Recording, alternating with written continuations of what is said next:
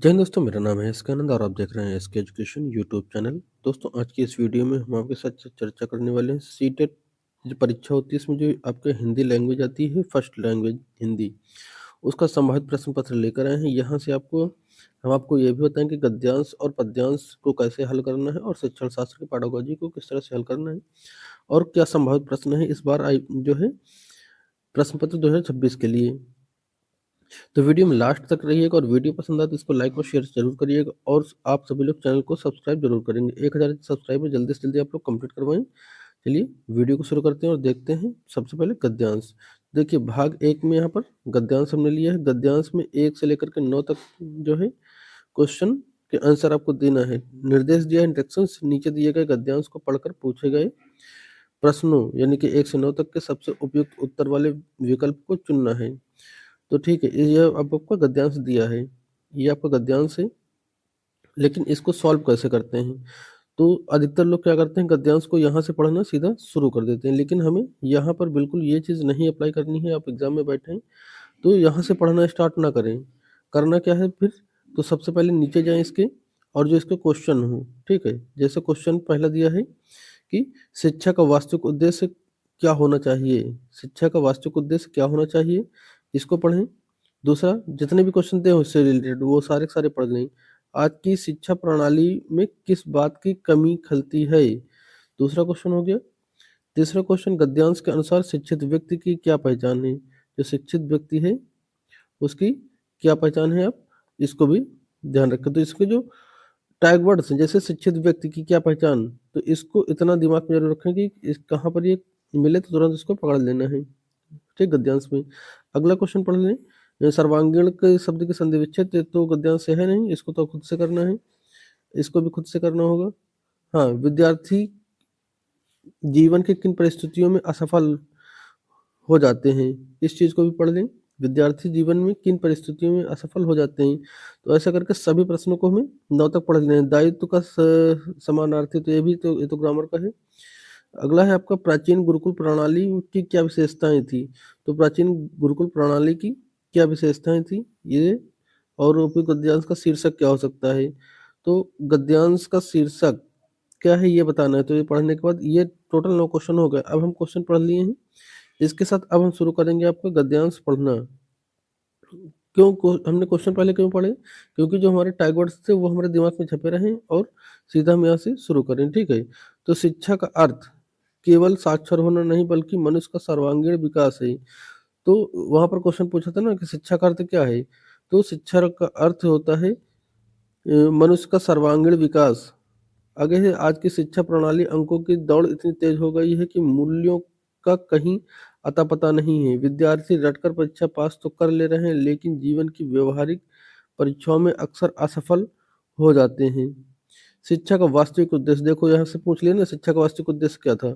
शिक्षा का वास्तविक उद्देश्य चरित्र निर्माण, आत्मविश्वास और सामाजिक दायित्वों का बोध कराना है, ठीक है। तो ये आंसर है नीचे का। प्राचीन गुरुकुल प्रणाली, देखो गुरुकुल प्रणाली का भी क्वेश्चन था ना, तो यहाँ से प्राचीन गुरुकुल प्रणाली में गुरु केवल ज्ञान नहीं देते थे बल्कि शिष्य के व्यक्तित्व गढ़ते थे, ठीक है, ये भी क्वेश्चन नीचे था। आज हमें उसी समग्र दृष्टिकोण की आवश्यकता है। केवल नौकरी पाना शिक्षा का लक्ष्य नहीं होना चाहिए। एक शिक्षित व्यक्ति वह है, क्वेश्चन था कि एक शिक्षित व्यक्ति क्या है?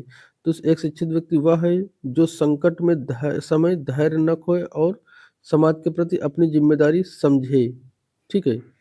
तो यहाँ पर देखना सारे के सारे क्वेश्चन निकल कर आए हैं, ठीक है। तो पहला क्वेश्चन था आपका, शिक्षा का वास्तविक उद्देश्य क्या होना चाहिए? तो शिक्षा का वास्तविक उद्देश्य क्या होना चाहिए, कौन सा विकल्प इसमें सही था? तो इसमें आपने क्या पढ़ा था? केवल सरकारी नौकरी पाना तो नहीं था, अच्छे अंक प्राप्त करना नहीं, चरित्र का निर्माण और सर्वांगीण विकास हमने आपको उसमें दिखाया था। चरित्र का निर्माण और सर्वांगीण विकास आपका थर्ड ऑप्शन सही हो जाएगा पहले का। शिक्षा का वास्तविक उद्देश्य कैसा होना चाहिए, तो आपका जो गद्यांश था उसमें लिखा था चरित्र निर्माण और सर्वांगीण विकास। ये चलिए हम आपको दिखाई देते हैं। ये देखिए कहाँ गया, ये लिखा है जहाँ पर हमने आपको सबसे पहले बताया था मनुष्य का सर्वांगीण विकास है, ठीक है। तो ये ऑप्शन आपका सही था। ऐसे ही नीचे के जो ऑप्शन है क्वेश्चन ये भी यहीं पर दिए हुए हैं, तो आपको बस पढ़ना है, टैग वर्ड्स को ध्यान रखना है और लाइन में जाके ढूंढ लेना है कि कौन उसकी लाइन कहाँ पर लिखी हुई है। अगला क्वेश्चन है, आज की शिक्षा प्रणाली में किस बात की कमी खलती है? तो क्या पुस्तकों की कमी है? नहीं। स्कूलों की कमी है? नहीं। शिक्षकों की कमी है? नहीं। ये सही जवाब है मूल्यों या वैल्यू का अभाव। ठीक है, ऑप्शन 20 में सही था। शिक्षा प्रणाली में किस बात की कमी है? तो वैल्यू का अभाव है, ऑप्शन 20 में सही हो जाएगा सेकंड ऑप्शन। नेक्स्ट क्वेश्चन, गद्यांश के अनुसार शिक्षित व्यक्ति की क्या पहचान है? तो शिक्षित व्यक्ति की क्या पहचान है? क्या वो बहुत अमीर हो? तो नहीं। जो संकट में धैर्य रखे और सामाजिक दायित्व समझे, लास्ट लाइन ये थी पैराग्राफ की। जो संकट के धैर्य को समझे और वास्तविक दायित्व को जो सॉरी संकट में धैर्य रखे और सामाजिक दायित्वों को समझे, लास्ट लाइन थी ये, देखिए यहाँ पर लिखी हुई है। जो है एक शिक्षित व्यक्ति वह है जो संकट में धैर्य न खोए और समाज के प्रति अपनी जिम्मेदारी को समझे। तो हूबहू लाइनें लिखी होती हैं, बस आपको क्या करना होता है, ध्यान देना होता है कि कौन सा क्वेश्चन में क्या पूछा गया है। ठीक है, तो ये हो गया आपका क्वेश्चन नंबर 4। यहाँ पर सर्वांगीण शब्द की संधि विच्छेद क्या है? जो आपका सर्वांगीण शब्द था उसका संधि विच्छेद क्या हो जाएगा? क्या आपका सर्वधर्म आंगीण हो जाएगा, सर्वधर्म अंगीण, और या फिर अंगीण, या फिर सर्वागीण? तो इसका सही जवाब क्या जाएगा? इसका सही जवाब जाएगा आपका कौन सा? जल्दी जल्दी कमेंट भी करते रहे सारे लोग। सर्वधन आंगीण। ठीक है, सर्वधर आंगीण, यानी कि इसमें संधि अगर पूछता तो कौन सी संधि हो जाएगी? इसमें दीर्घ संधि बनेगी। ठीक है, दीर्घ संधि। देखिए यहाँ का जो है आ है, ठीक है, यहाँ का और यहाँ का प्लस बड़ा आ बराबर बराबर क्या हो रहा है? बड़ा आ बन रहा है। ठीक है, तो यहाँ पर कौन सी संधि हुई? दीर्घ संधि हुई। कौन सी संधि? दीर्घ संधि हो गई। ठीक है, तो संधि विच्छेद, सर्वधन आंगीण, और संधि पूछता है यहाँ पे कौन है? तो दीर्घ संधि है आपका। आपका आंसर कंप्लीट हुआ। ठीक है, नेक्स्ट क्वेश्चन, व्यवहारिक शब्द का मूल शब्द और प्रत्यय क्या है? जो व्यवहारिक है बेटा, व्यवहारिक का कह रहा है कि मूल शब्द और प्रत्यय क्या है? तो कौन सा हो जाएगा आपका? ऑप्शन ए व्यवहार धन इक, या व्यवहार धन इक, या फिर व्यवहार इक, या फिर व्यवहार धन एक। तो यहाँ पे देखिए ये वाला व्यवहार प्लस एक हो जाएगा आपका आपका सही आंसर। ठीक है, व्यवहार का जो मूल शब्द जो इसकी व्याख्या जाएगी वो व्यवहार है। ठीक है, व्यवहार आपका ये मूल शब्द है, और इसका एक प्रत्यय लगाने के बाद स्वर में वृद्धि हो जाती है और आ का जो होता है आ का ये बड़ा आ में बदल जाता है, तो इसलिए व्यवहारिक बनता है। ऑप्शन ए आपका करेक्ट हो जाएगा, व्यवहार धन एक। नेक्स्ट क्वेश्चन, विद्यार्थी की किन परीक्षाओं में असफल हो रहे हैं? जो मेरा आपका जो पैराग्राफ दिया था गद्यांश, उसमें लिखा है कि विद्यार्थी जीवन की किन परिस्थितियों में असफल हो रहे हैं? तो क्या गणित की परीक्षा में? नहीं। वार्षिक परीक्षा में? नहीं। जीवन की व्यवहारिक परीक्षाओं में, ये सीधा सीधा लाइन लिखी होती है वहां पर। ठीक है, ऐसी ही तो जीवन की व्यवहारिक परीक्षाओं में फेल हो रहे हैं, नकल करके तो बच्चे पास हो जा रहे हैं आज के समय में, वर्तमान समय में, लेकिन जीवन की व्यवहारिक परीक्षाओं में फेल हो रहे हैं। ये आपका पैराग्राफ के सेकंड से थोड़ा सा ऊपर लाइन में लिखा हुआ था। नेक्स्ट है, दायित्व का समानार्थी क्या हो जाएगा? तो अधिकार हो जाएगा, जिम्मेदारी हो जाएगी, व्यवस्था हो जाएगी, फिर निबंध हो जाएगा। तो दायित्व का मतलब क्या होता है? दायित्व का मतलब क्या होता है? ठीक है, तो दायित्व का मतलब होता है आपका जिम्मेदारी, यानी कि रिस्पॉन्सिबिलिटी जो संभालते हैं वो।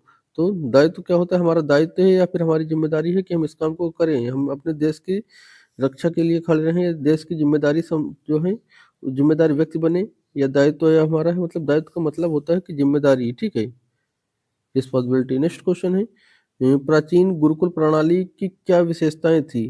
तो प्राचीन जो गुरुकुल प्रणाली थी उसकी क्या विशेषताएं थी? ये रटने पर जोर देती थी?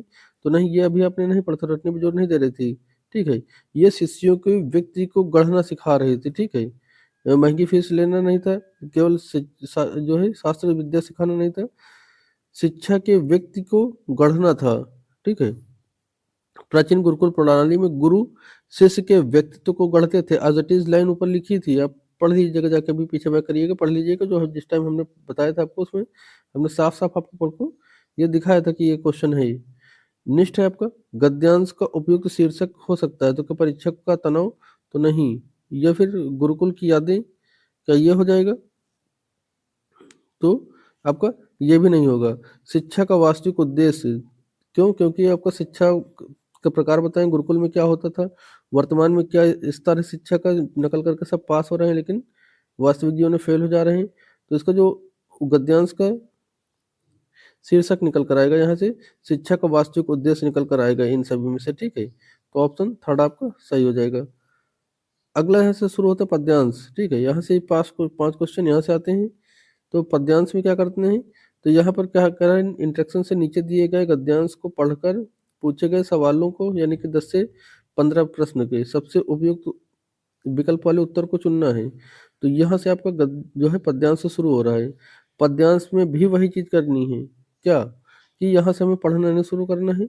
सबसे पहले नीचे जाके ये क्वेश्चन पढ़ लेना है, यानी कि पहला क्वेश्चन यहाँ पे दिया है, क्वेश्चन नंबर 10, कवि ईश्वर से क्या प्रार्थना कर रहा है? ठीक है, कवि ईश्वर से क्या प्रार्थना कर रहा है?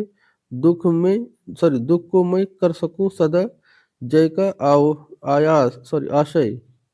दुख को मैं कर सकूं सदा, जय का आशय है। और 12 नंबर प्रश्न है, सहायक न मिलने पर कवि क्या समझता है?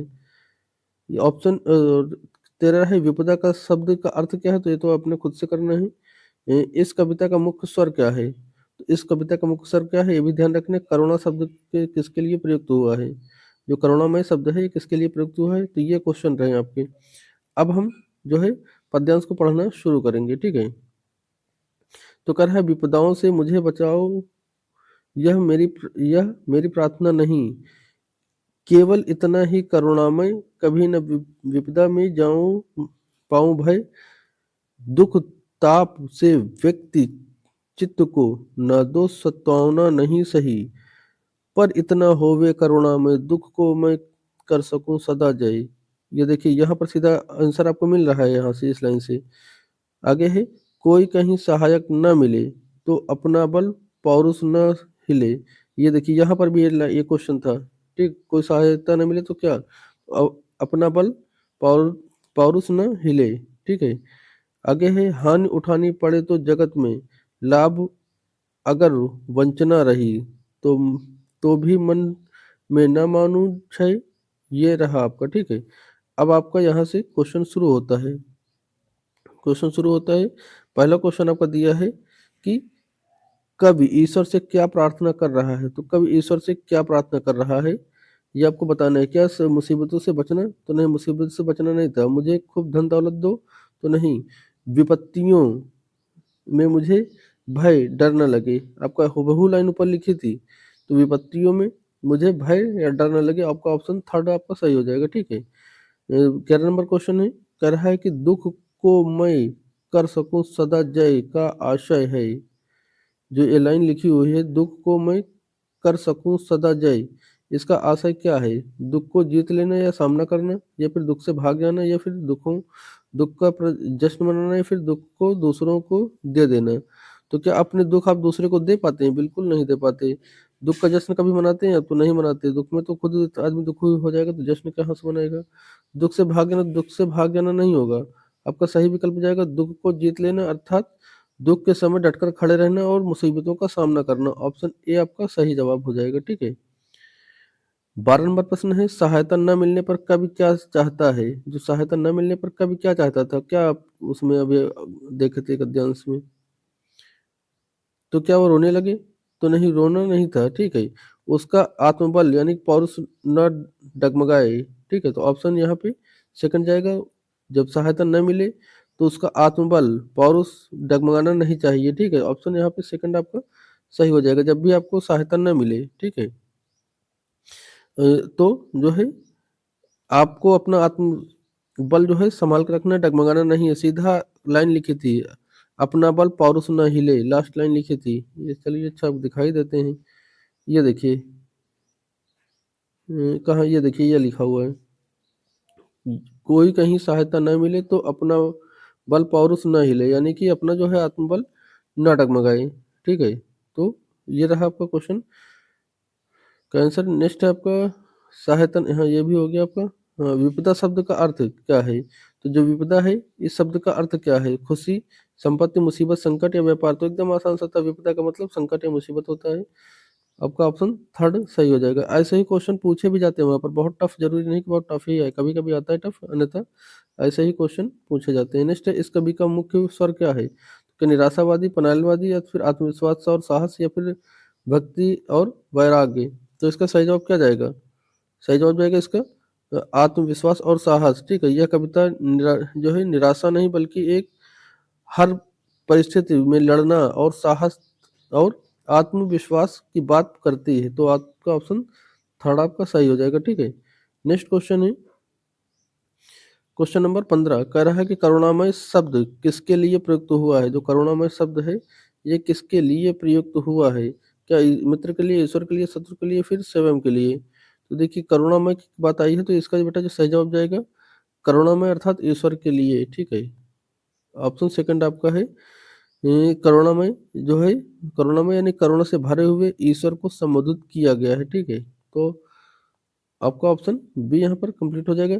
ये थे गद्यांश और पद्यांश के प्रश्न। अब चलिए हम चलते हैं पैडागोजी की तरफ और देखते हैं आपका 15 से 30 क्वेश्चन तक, 15 से 30 क्वेश्चन तक जो आपकी हिंदी की पैडागोजी आती है उससे संबंधित महत्वपूर्ण प्रश्न, संभावित प्रश्न जो इस बार आने हुए हैं वो संभावित प्रश्न देखें। तो देखिए भाग 3 यहाँ से स्टार्ट हो चुका है। भाग 1 में आपको गद्यांश और भाग 2 में पद्यांश और भाग 3 में आपकी हिंदी शिक्षण शास्त्र यानी पैडागोजी के प्रश्न 16 से 30 तक चलेंगे। यहाँ पर पहला क्वेश्चन है, भाषा अर्जन से संबंध में कौन सा कथन सत्य है?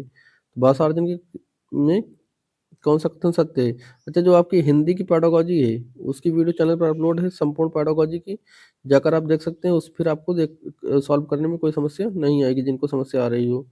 ठीक है, तो इसमें क्या है कि यह एक सचेत और प्रयासपूर्ण प्रक्रिया है। भाषा अर्जन एक होती है, एक भाषा अधिगम होती है। ठीक है, तो भाषा अर्जन और अधिगम दोनों चीजें हमने आपको बता रखी हैं। तो यहाँ पर कह रहा है कि भाषा अर्जन प्रयासपूर्ण प्रक्रिया है, या फिर विद्यालय जाने के बाद शुरू होती है, फिर एक स्वाभाविक और अचेतन प्रक्रिया है, फिर इसमें व्याकरण के नियमों को रटा जाता है। तो अर्जन में बेटा व्याकरण नियम परिभाषा इत्यादि नहीं रटेंगे, ऑप्शन डी जैसे भी कट जाएगा यहाँ पर। ठीक है, तो इसमें कौन सा जवाब सही जाएगा? इसमें कौन-सा जवाब आपको सही जाना है। तो बात आई है अर्जन की ना, तो अर्जन जो होता है बेटा वो एक स्वाभाविक और अवचेतन प्रक्रिया है, यानी कि अर्जन जब करते हैं तो स्वाभाविक है। जब जिस परिवेश में आप रहेंगे, बच्चा जिस परिवेश में रहता है वो भाषा वहाँ पे सीखने लगता है। यह प्रयासपूर्ण नहीं होती, प्रयासपूर्ण जो आपका अधिगम होता है वो होती है, तो प्रयास के द्वारा आती है। ठीक है, और अधिगम भी विद्यालय जाने के बाद शुरू होता है। तो ये अधिगम से है, इसे व्याकरण नियम रटे जाते हैं। ठीक है, तो ये अधिगम से संबंधित है। यहाँ पर पूछा था अर्जन, तो अर्जन जो होता है यह एक स्वाभाविक प्रक्रिया और अचेतन प्रक्रिया है।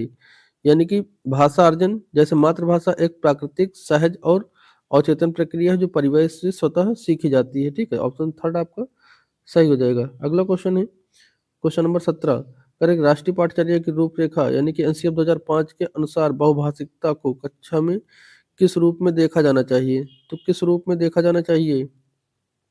ठीक है, तो किस रूप में आप देखेंगे? क्या बाधा के रूप में देखेंगे, या फिर एक संसाधन के रूप में देखेंगे, या फिर एक समस्या के रूप में देखेंगे, या फिर एक चुनौती के रूप में देखेंगे? तो किस रूप में देखेंगे आपको ये बताना है। सही जवाब क्या जाएगा? सही जवाब जाएगा एक संसाधन के रूप में देखेंगे। ठीक है, ऑप्शन सेकंड हो जाएगा, एक संसाधन के रूप में देखेंगे, ऑप्शन सेकंड आपका करेक्ट हो जाएगा। नेक्स्ट क्वेश्चन है, लिखना यानी कि राइटिंग। राइटिंग क्या है? राइटिंग एक डैश डैश ना कि ये, तो उत्पादन, प्रक्रिया, प्रक्रिया उत्पादन, सुंदर लिखावट और विचार, या फिर यांत्रिक और रचनात्मकता। तो ध्यान देंगे बेटा यहाँ पर जो आपको भरा जाएगा यहाँ पर राइटिंग क्या है, तो राइटिंग एक प्रक्रिया है ना कि उत्पादन।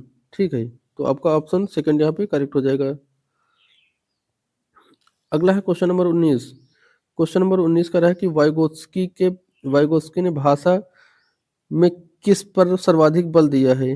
वाइगोस्की ने भाषा के किस पर सर्वाधिक बल दिया है? ठीक है, पाठ्य पुस्तकों पर, सामाजिक अंत्यक्रिया पर, अनुकरण पर, या फिर शारीरिक परिपक्वता पर? तो देखिए जो लेवाइगोस्की का जो कौन सा सिद्धांत था, सामाजिक सांस्कृतिक का सिद्धांत था। इन्होंने जो बल दिया है सामाजिक अंतःक्रिया पर दिया है। ठीक है, यानी कि बच्चे को डेवलपमेंट होगा, भाषा सीखेगा, वो विकास होगा किसके द्वारा होगा? समाज की अंतःक्रिया के द्वारा। ठीक है, समाज की अंतःक्रिया से बच्चे का डेवलपमेंट होता है, ये इन्होंने बताया है वाइगोत्स्की ने। ठीक है, नेक्स्ट है आपका उपचारात्मक शिक्षण। उपचारात्मक शिक्षण की सफलता किस पर निर्भर करती है? तो किस पर निर्भर करती है आपको ये बताना है। क्या समस्या और अवधि पर, समस्या के कारणों की सही पहचान या निदान पर, या फिर समस्या के सामाजिक आर्थिक पृष्ठभूमि पर, या फिर भाषाई नियमों के ज्ञान पर? ठीक है। तो यहाँ पर बेटा जो सही जवाब जाएगा वो किस पर जाएगा? ये बेटा सही जवाब किस पर जाएगा जल्दी बताएं। तो ये समस्या के कारणों का सही पहचान करने पर। जो देखिए, एक उपचारात्मक शिक्षण होता है, एक निदात्मक होता है। तो उपचार में क्या करते हैं, जहाँ पर आप बच्चे की समस्याओं को पहचानेंगे, ठीक है। उपचार का मतलब क्या हो जाएगा, ध्यान दीजिएगा, उपचार होता है, एक निदान होता है। तो जब आप बच्चे की समस्या को पहचानेंगे तो वो हो जाएगा उपचार, ठीक है। और जब उस समस्या को आप खत्म करेंगे तो वो हो जाएगा निदान। जैसे आप डॉक्टर के पास जाते हैं, तो जो आपका ट्रीटमेंट करता है तो वो उपचार करता है, ठीक है। उपचार करता है, जब समस्या को खत्म कर देता है वो, तो हो जाता है निदान मतलब खत्म हो गई समस्या, मतलब आप निदान पा चुके हैं। तो वैसे ही समस्या के कारणों को सही पहचान करना, ठीक है, उपचारात्मक कहलाता है। यहाँ पर निदान नहीं हो जाएगा। ये सही कारण जो हो जाएगा, समस्या के कारणों की सही पहचान करना, ये आपका उपचार हो जाएगा। और कारणों को खत्म करेंगे तब ये निदान आ जाएगा, ठीक है। पहचान नहीं है, जब खत्म करेंगे तो फिर निदान आएगा। नेक्स्ट क्वेश्चन है, प्राथमिक स्तर पर कविता शिक्षण का मुख्य उद्देश्य क्या है?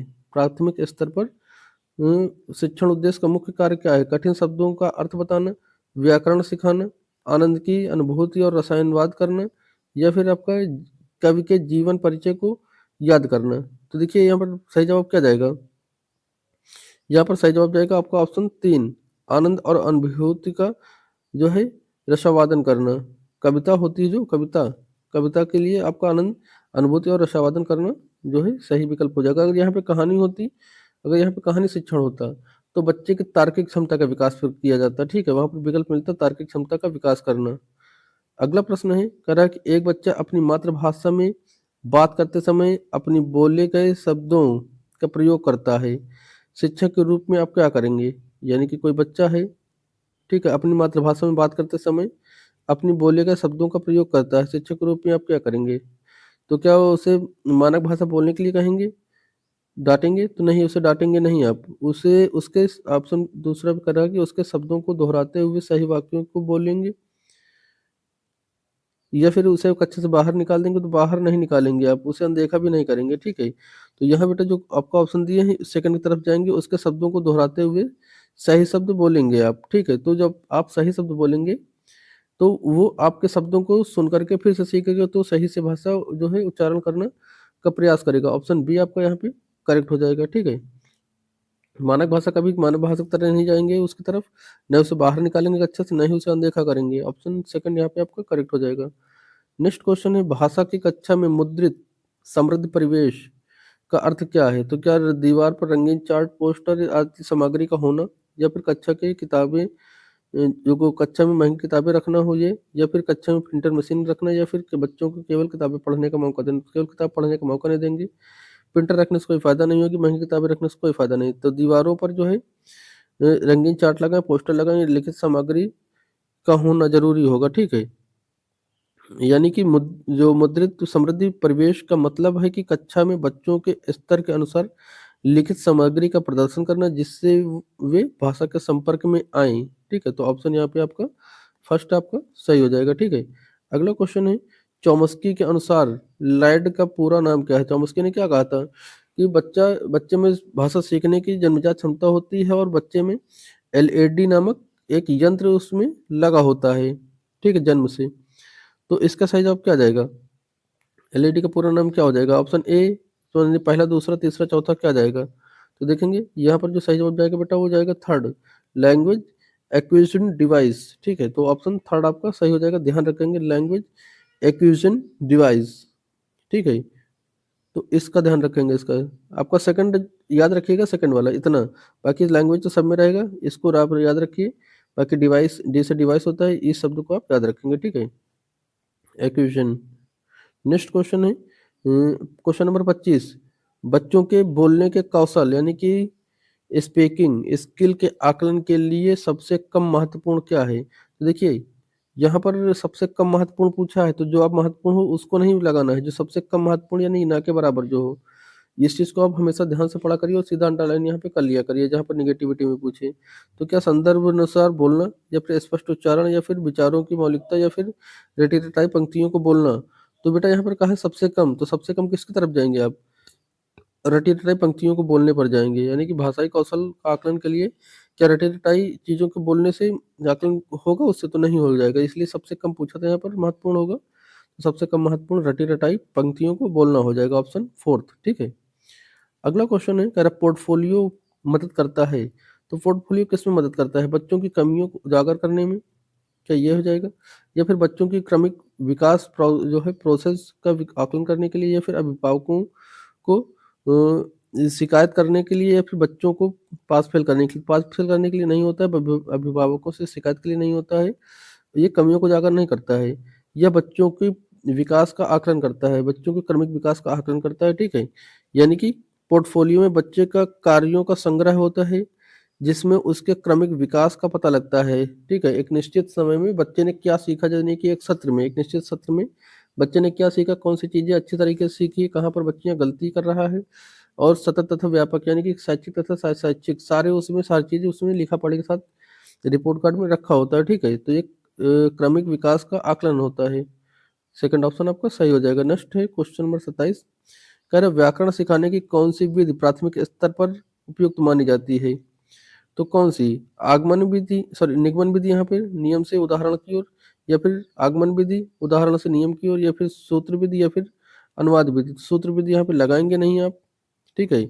निगमन विधि नियम पहले नहीं सिखाएँगे, बच्चे को पहले क्या सिखाएँगे? पहले आप उदाहरण सिखाएँगे, उसके बाद नियम की ओर जाएँगे, ठीक है? प्राथमिक स्तर पे। तो ऑप्शन सेकंड आपका सही हो जाएगा। अगला क्वेश्चन है, राष्ट्रीय शिक्षा नीति यानी कि एनईपी 2020 किस पर बल देती है? तो किस पर बल देती है एनईपी 2020? क्या अंग्रेजी केवल अंग्रेजी माध्यम से में पढ़ाई पर, तो केवल अंग्रेजी पर नहीं देती है, ठीक है? रटने की प्रवृत्ति पर नहीं देती, केवल परीक्षा की केंद्रित पढ़ाई पर नहीं देती है।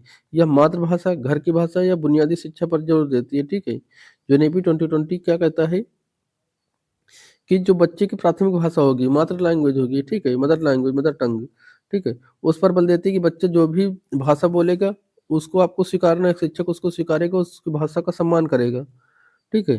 तो आपका ऑप्शन सेकंड आपका सही हो जाएगा। नेक्स्ट क्वेश्चन है क्वेश्चन नंबर 29, पढ़ने की प्रक्रिया में सबसे महत्वपूर्ण क्या है?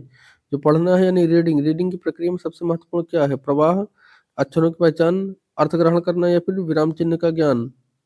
तो देखिए जब आप पढ़ते हैं, पढ़ने की प्रक्रिया का सबसे महत्वपूर्ण क्या होता है इसमें से?